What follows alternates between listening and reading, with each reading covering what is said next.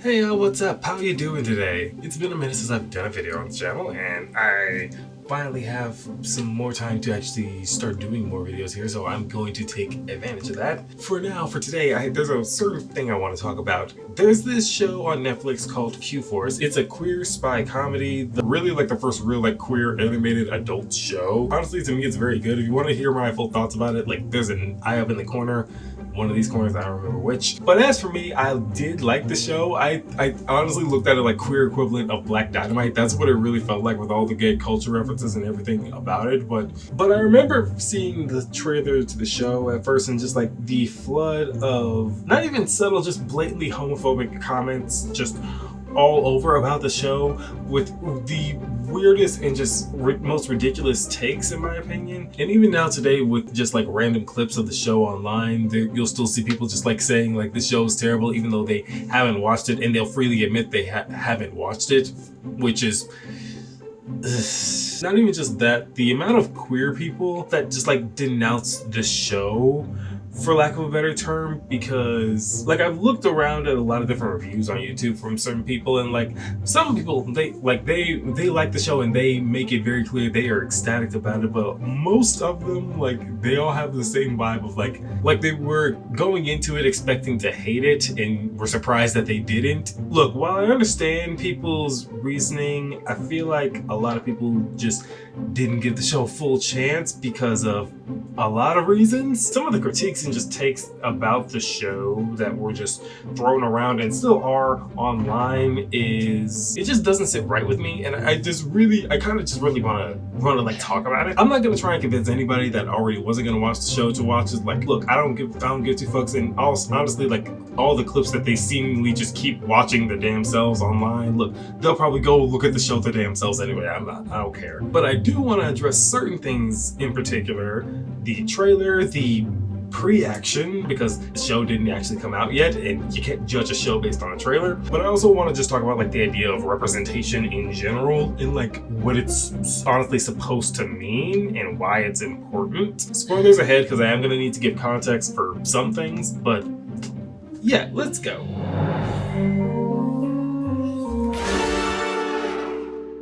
So when I first saw the original trailer for the show, I honestly thought it was just like chaotic queer fun, because that's what it really looked like to me. It looked gay as hell and it looked fun as fuck. That's what it looked like. But after seeing the show in full and having rewatched it at least 3 times already, because I do love the show, but thinking about it now, starting off the trailer with Mary saying "Hey Twink" was probably not the best move. Yeah, a lot of people are very ignorant, and they're going to take that and run with it somewhere. Sorry, suggesting plug. Anyway, though again, after seeing the show and seeing it in full and like seeing that joke itself in context, honestly, the first time I saw it, I didn't even realize like that was the joke that started off the trailer. But also, I kind of couldn't help but think of the original trailer for Titans. I know, really weird segue, but follow me for a second. Remember the line in the trailer that kind of set the internet ablaze? The infamous "fuck Batman" line?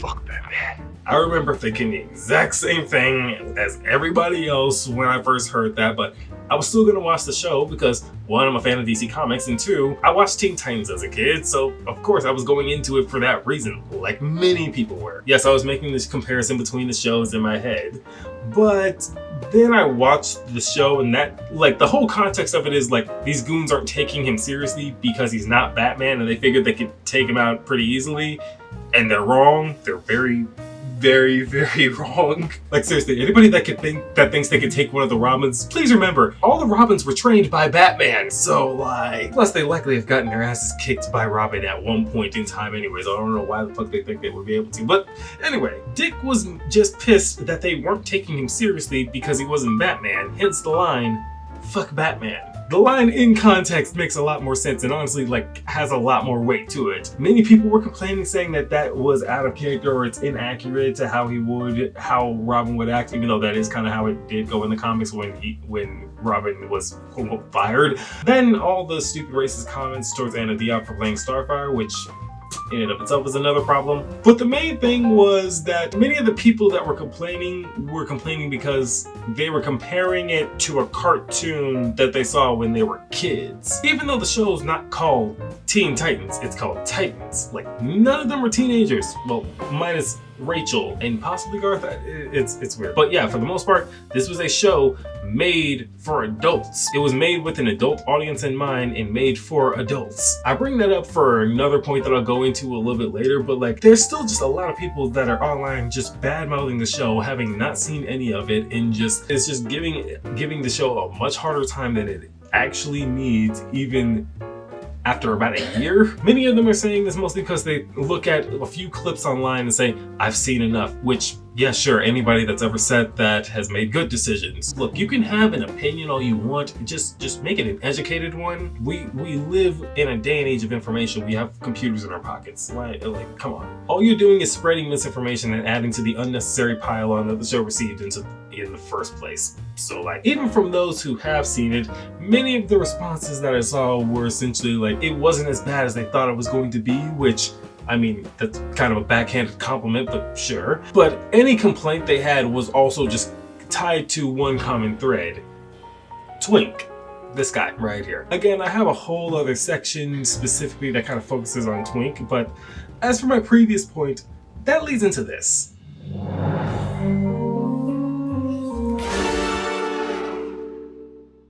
When it comes to this show in particular, one complaint that I heard a lot, which I thought was a weird take, was, what if kids see this and this is their first exposure to queerness? And like, I'm sorry, that's the most pearl-clutching bullshit I've ever... What? I never understand this take, and I honestly never hear something like this in good faith, because I'm recording this like after the Oscars happened, and the quote of animation is something that kids enjoy and that adults have to suffer through. That kind of mentality, these kind of mentalities are kind of why animation as a whole is kind of underappreciated, even though it's one of the best mediums on the planet, if not the most powerful one. Like, animated media is not something that is solely for kids, and it's certainly something that shouldn't be underappreciated and undervalued. It's a new deal for animation. Personally, I feel like Disney is mostly to blame for this because of the power of, in the name of Disney Animation. Please support all the queer workers there. But even then, it's still a weird take, because it's just like, you realize how many animated adult shows there are, right? Family Guy, American Dad, Futurama, South Park, Bob's Burgers, The Simpsons, Archer. Like, are y'all holding all these other shows to the same standards you are with Q-Force when it comes to kids? No, because these are shows made for adults and kids shouldn't be watching them anyway, and even if they do, that's on the parents to keep that from happening and not the people that worked on the shows in the first place.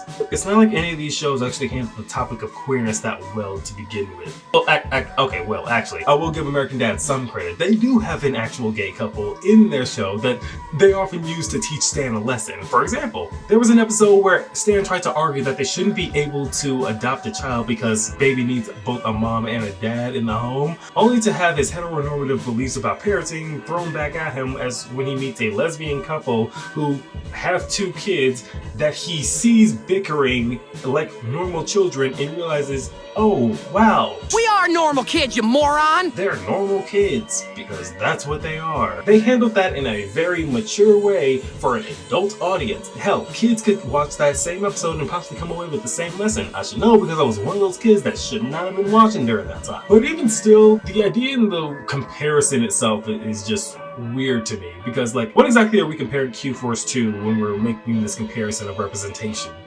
The Owl House? Amphibia, Craig and the Creek, She-Ra and the Princess of Power, Kipo and the Age of Wonder Beast, Steven Universe, Legend of Korra. Like, you see the pattern here, right? These are all shows that are made for kids. I'm not saying that to diminish the quality of any of these shows, or to say that it's unfair to compare them. I'm saying that the comparison itself shouldn't even exist in the first place, because one, representation is not a competition, and two, queerness is not a main theme in many of these shows in the first place. Think about this. It'd be more accurate to say that these are shows with queer representation, not shows about being queer. Like, how exactly do they handle the topic of queerness better than Q-Force? I know some would say it's because they just treat it like it's a normal thing, which, yeah, because being queer is a normal thing and should be treated as such. And queer kids should be able to grow up seeing somebody like them on screen so they know that what they're feeling is normal. They handle it in a no pun intended, straightforward way that kids will come away with the lesson that what they're feeling is normal and not something to be ashamed of. In other words, don't be afraid of how you feel. But like, here's the thing. None of these shows say the words queer or gay at all or out loud. Well, except for Kiko and the Age of Wonder Beast, which is why I'll always say they handled it the best because they had the balls to say it out loud. They actually had Benson say the words, "I'm gay," out loud. Though I did hear a rumor that Dana was gonna actually have Luce say that she's bi in season 2 of the Owl House, and maybe that'll happen. I'm still currently watching it, so if it does, I will definitely be on the lookout for it. But you get my point, right? The difference between how you handle it in a kids show versus how you handle it for adults is worlds apart. And really making the comparison in the first place just because both of these shows, well, any of these shows have queerness in them is kind of ridiculous. Like, comparing these shows just because they both have queerness present is like comparing Justice League and Harley Quinn because they're both DC animated properties. Like, one is a show about relationships that is full of cursing and blood and sex. The other is an action-adventure comedy full of crazy adventures for basically anybody of all ages. Like, one of these is a little bit more appropriate for kids than the other, but they're still both DC. Because, you know, you can cater to more than one audience within a medium. So yes, Q-Force and all the aforementioned are similar in the fact that they have queerness present, but that's about it, and that's got a surface level when you really think about it. The topics that they tackle are very different. One is a show that talks about institutionalized homophobia and explores society through the lens of gay culture. The others are a girl lost in a frog world trying to get home, a girl who hangs out with the witch in Cuba and Hell, kids playing in the creek, princesses at war, a cat girl trying to unite the species, genderless alien rocks trying to protect the earth from colonizers, and an avatar in a world that doesn't need an avatar. That's not saying that they're dumbing it down, that's saying that they're having to be a little less straightforward because of the subject matter. But there's nothing wrong with that. Really making the comparison to me just kind of goes against what the point of representation is in the first place, and two, like, it discounts all the work that the people who work on shows like The Owl House and Amphibia and Craig of the Creek and all these other shows that many people like me enjoy. Not only the kids cartoons, but the adult shows as well. I think it's mostly just because when it comes to adult animation, most people just think of either BoJack Horseman or Family Guy, and yeah, look, there's more than those two. I'm just saying. Kids aren't the only ones who want to look on screen and see somebody that they can relate to and enjoy.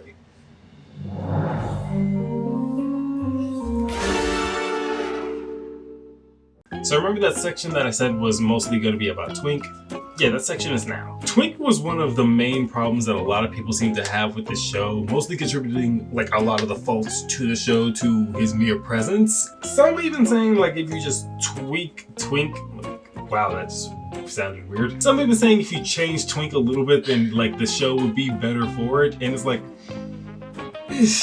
Twink just seems to bring out a lot of people's internalized homophobia for many reasons, and I'm not the only person that thinks this. Matt Rogers, the voice of Twink, he did an interview some months back about the show and just like about the reception to it, and he said a lot of things in that interview that I think a lot of queer people in particular need to really think about. I'll put a link to it down below, but there was one part that stuck out to me because I think it really hit at the root of the problem. I also don't really think other communities have to think about these things, you know what I mean? When Sex and the City came out, it was like, finally, women talking about sex. And I almost feel like when gay men, or femme-gay men especially, make jokes about sex, it triggers the community and they're embarrassed about it. I think because there's a lot of self-hatred we haven't dealt with yet.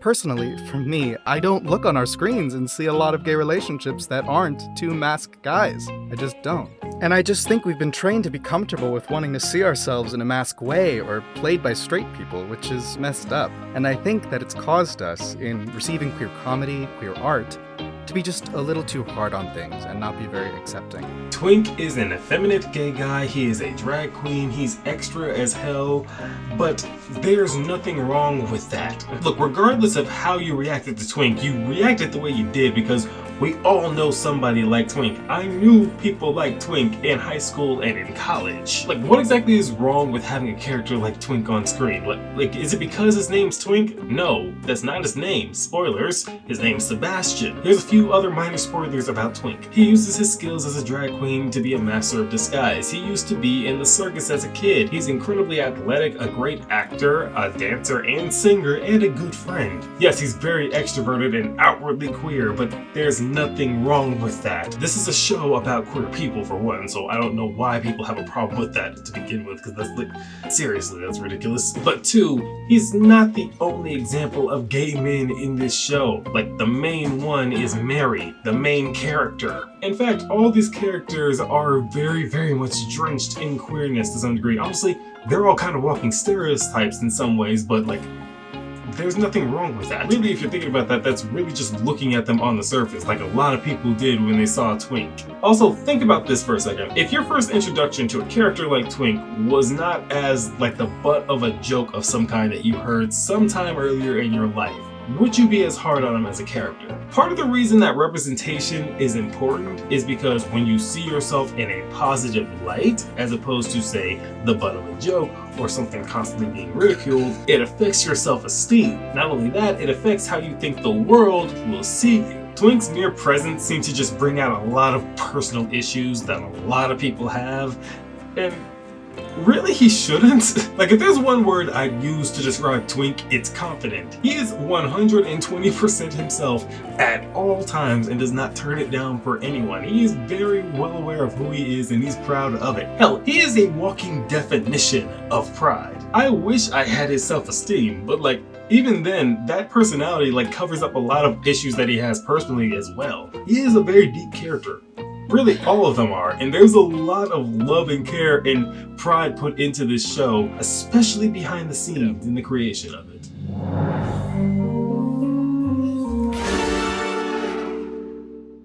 A lot of people were very worried about this show because of like its use of stereotypes. And look, speaking as a black person, look, stereotypes are nothing new to me, especially in black shows. I grew up with the Boondocks and Black Dynamite and Living Single and Fresh Prince of Bel-Air and Static. Man, I love Static. And even in modern day, you have grownish, blackish, mixedish. Those three shows alone should give you enough as I look into black culture. For me, like looking at this, I look at it the same way I look at any media like made about or for black people. This show itself is just riddled with queer references all over the place. Yes, there are stereotypes, but they're more played with in service of the story, not played into. Behind the scenes, the majority of the people, like 95% of the people working on this, were queer. From the voice actors to the writers to the animators. Gabe Liebman, the creator, a gay man, and also producer on Brooklyn Nine-Nine, and Big Mouth, said so himself. The characters themselves are very fleshed out and you learn a lot about them as the seasons go on. But also they themselves are kind of references to queer culture in general in many ways. Agent Steve Merriweather, voiced by Sean Hayes, his codename Mary is actually a reference to what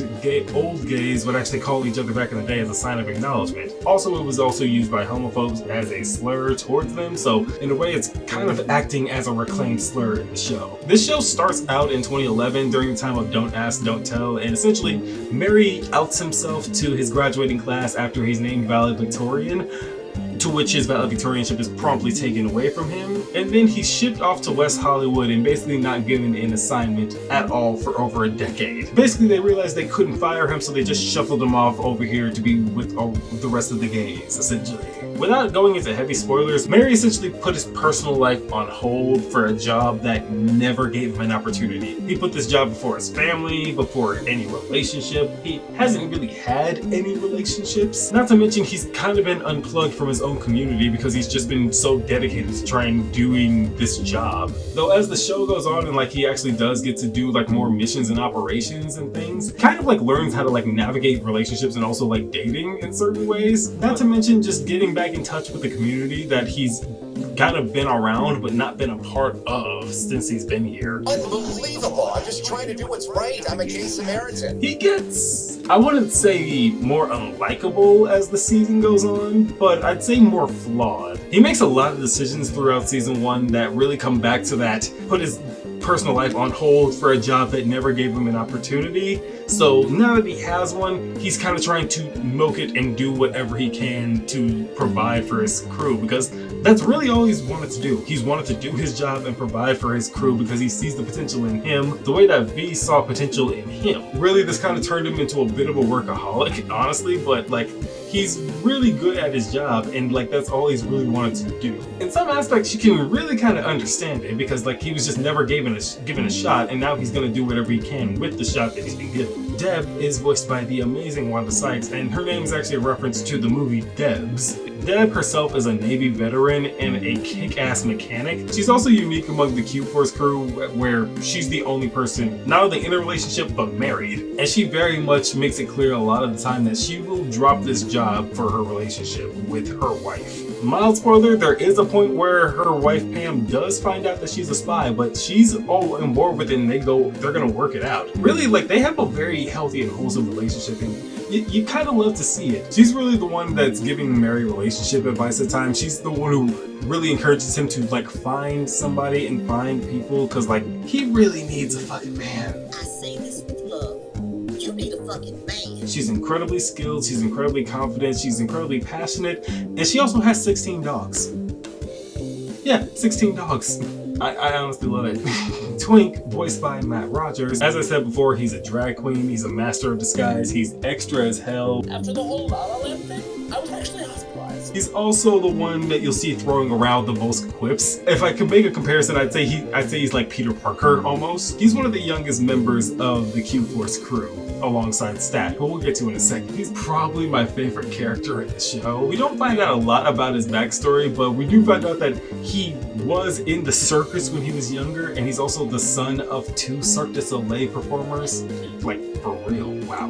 Which is really put on display a lot of times throughout the series, with many displays of Twink's athleticism. He does have a lot of childhood baggage that I hope find out about as the series goes on. I hope in season 2 we find out more about it. But essentially, like, he has a lot of insecurities that he seemingly hides behind this really extroverted personality, but also like, that confidence is still him. It's the performance of it. We thought it would be innocent, but actually you fell in love with me. Stat is voiced by Patty Harrison and is a trans hacker who is honestly the weirdest character.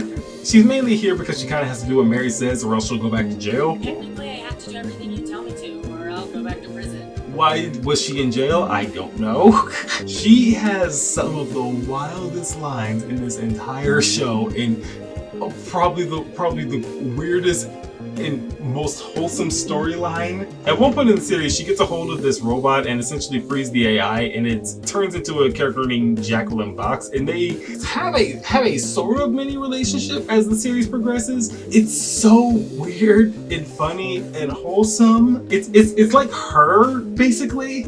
We even get to see what the AI looks like, and she looks really cool. Honestly, I'm not even gonna lie. Like I said before, Stat probably has the wildest life out of everybody here. Not to mention, she is a kick-ass hacker and can basically get information into anywhere she wants. Yeah, nothing too scary or insane. Just had to make a nuclear threat from Canada. Woe betide the poor soul that pisses off Stat, because your life is going to be ruined.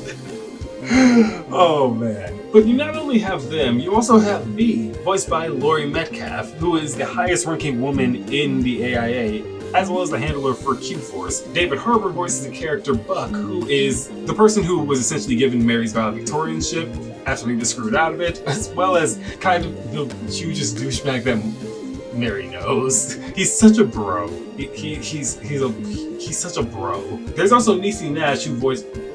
Actually, you know what? I'm gonna keep that a secret because that kind of will go into a really big spoiler that I don't want to give away. You know.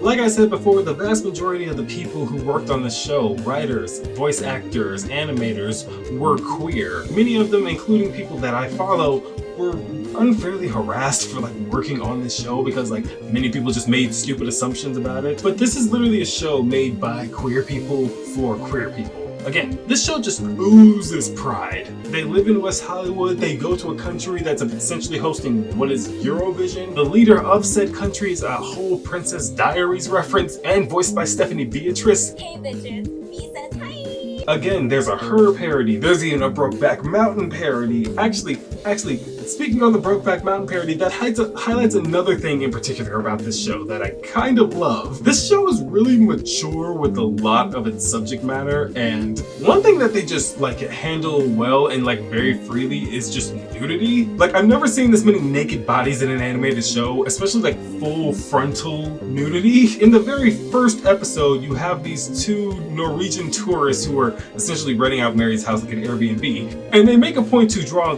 both the woman's breast uncensored and the man's penis uncensored, like it's subtly telling the audience what they're in for going forward. See almost all the main characters like topless at some point throughout the series, especially Mary, Twink, and Buck. But more than anything, you see a lot of dicks. Spoiler alert, the aforementioned Brokeback Mountain parody takes place in episode 3. There's a full-on uncensored sex scene. I can't help but think they did that because, like, well, I always say, like, when it comes to sexuality, a lot of people can't get past the first 3 letters, and, like, I guess if you can get past the first 3 episodes, then you're good. But again, a lot of penises, a lot of uncensored breasts, and it's not drawn attention to at all. It's just like treated as a normal thing. I think that's the thing I love. They don't treat the human body like it's this thing to be feared. Like, they're very open and honest about like what the body looks like, and they have artists that are very unafraid to draw it. Again, fully uncensored sex scene. They really crafted this show specifically for the queer community in every aspect. This show is unapologetically gay, and the vast amount of pride put into its production, put into the show to give us the final product. Like, this is not the homophobic stereotypical mess that everybody thought it was going to be, okay? This show got nominated for a Critics' Choice Awards for Best Animated Series, up there with Marvel's What If. I really don't feel like it should have lost to What If. Like, Arcane I could get with, but What If, like, I'm sorry. Look, Marvel's What If, it was okay, but come on, in the end, like, this could have been a cool anthology series. That's kind of what If is, but then you literally MCU'd it, which is anyway. Regardless of what any homophobic people that tried to review bomb it on Rotten Tomatoes have to say, this is a good show, a show made by queer people for queer people.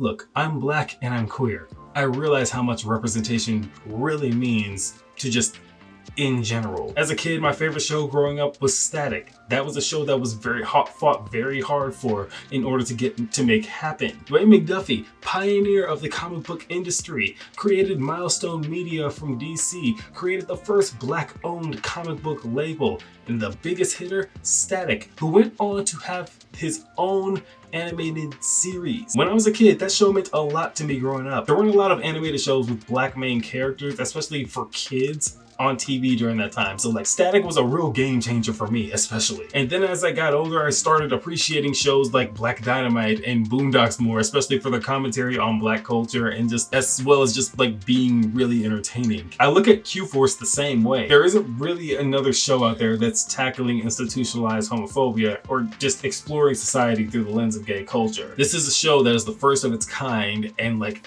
the fact that so many people just like denounced the show who just like really didn't give it a chance because of just like letting their own internalized homophobia get to them, it just makes me upset. Luckily, the show is getting a season 2.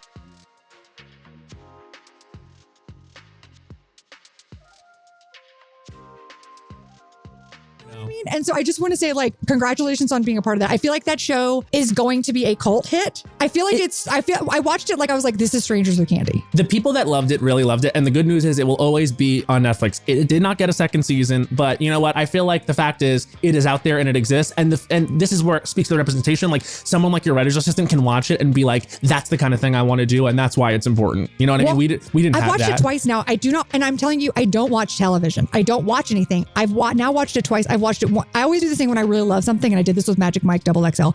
I watch it once, I'm like, holy shit, this exists. This is crazy. And then I have to bring people in, and then I watch them watch it. And then I see their joy. And so that's what I did with this. Many people are starting to see the value in this show, and I am loving that, and I hope a lot more people do. If you don't give a show like Q-Force a chance, we're not going to get any more shows like this. Not only that, but anybody that's coming from the show like The Owl House, a show that made a lot of queer kids feel seen, they can go from that to Q-Force, where it tackles the subject of queerness a lot more directly, as well as giving them some hilarious jokes, some great life lessons, and just seeing pride on screen, because